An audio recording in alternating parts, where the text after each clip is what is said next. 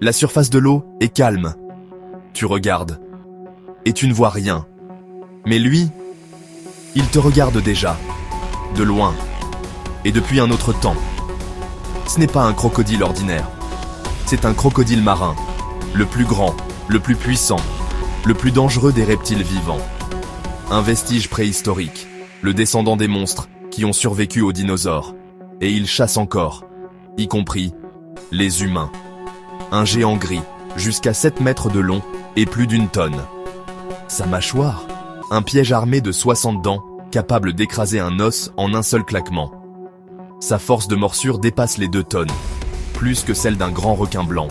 On l'appelle crocodile marin, pour une bonne raison. Il vit dans les estuaires, les marécages de mangroves, et même en pleine mer. Il peut parcourir des centaines de kilomètres dans l'océan, et surgir là où on ne l'attend pas. Même sur des plages où l'on croyait être en sécurité. Ce n'est pas seulement une machine à tuer, c'est un stratège. Il peut rester immobile pendant des heures, tapi dans l'eau trouble, et bondir avec la vitesse d'un éclair.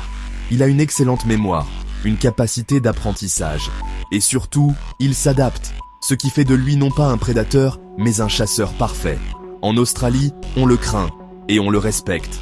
Chaque année, des attaques sur des humains sont signalées.